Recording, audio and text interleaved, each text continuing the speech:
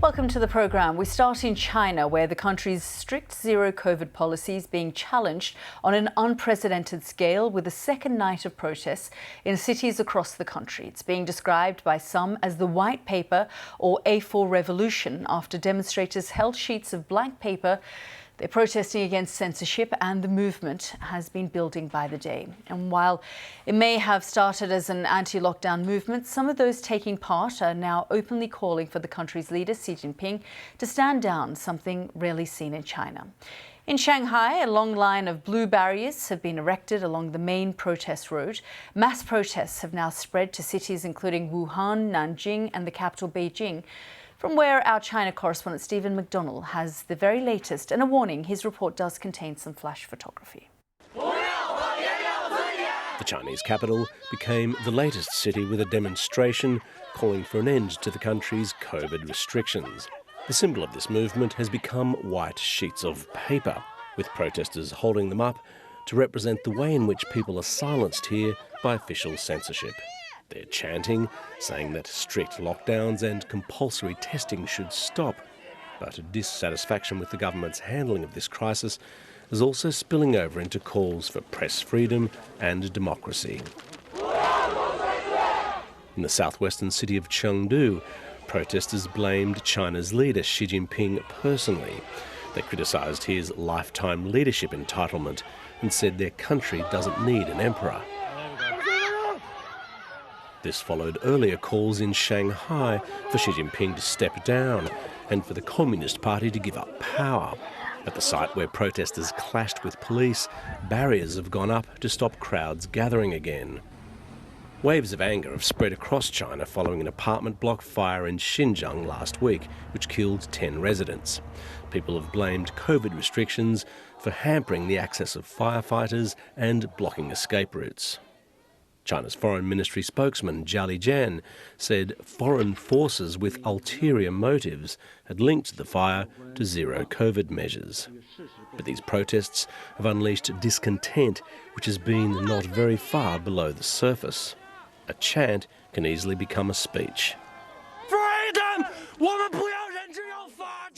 This man said people wanted dignity and the rule of law, and added that he didn't want China's children to go on living in this era of horror. One of the problems in China is that nobody knows when zero COVID will end. If the government has a plan, it's not told people what it is. And so the belief that this could go on forever is causing a lot of consternation amongst the general public. Zero COVID in China means trying to return each outbreak to zero infections, using strict stay-at-home orders, travel bans and mass testing. Entire cities are sometimes officially locked down or effectively closed with businesses shut. Yet even with these strict measures, COVID-19 continues to spread. The country posted record new case numbers over the past 5 days in a row. Stephen McDonnell, BBC News, Beijing. And Howard Zhang is editor of the BBC's Chinese service and joins me live now. And Howard, this has been going on for 3 years, and the patience of the Chinese people has been stretched in that time. And finally now it's been snapped. It's not even patience. It's just imagine working class people. You have your shop to attend to. You have your small restaurant to run. You have your work factory to go to. If you every once in a while you're told, sorry, you cannot do any of that, who's going to pay them? And the Chinese social welfare system is not as good as this country. In this country, after a few weeks of so-called lockdown, already people are up in arms.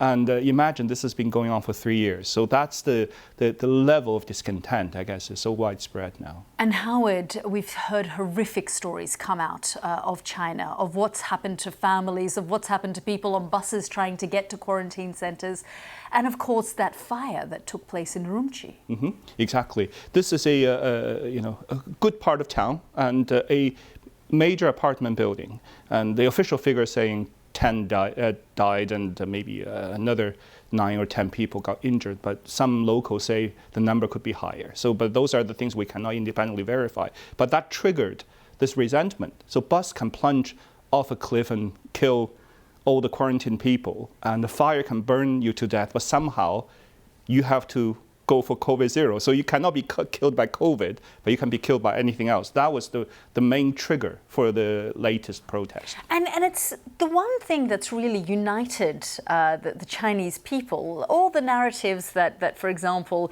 the authorities have pushed to think that a fire in Urumqi is what would drive all of these people to come out into the streets.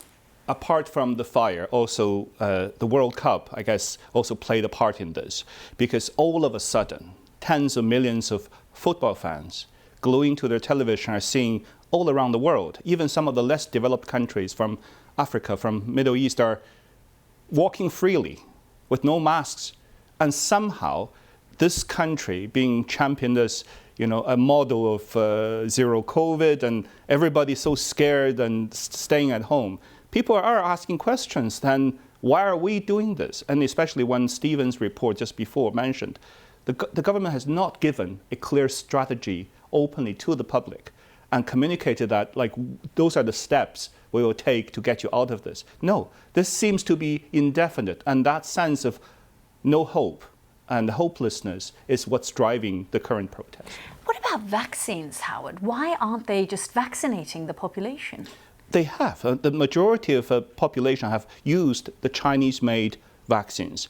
The only trouble is they're the old-style inactivated vaccines, meaning they just kill the old virus, not the mRNA, the messenger, the more advanced vaccines we use here. Hence, they're not as effective. Well, lots to mull over, and let's see if these protests do continue. Howard, thank you so much for all your analysis.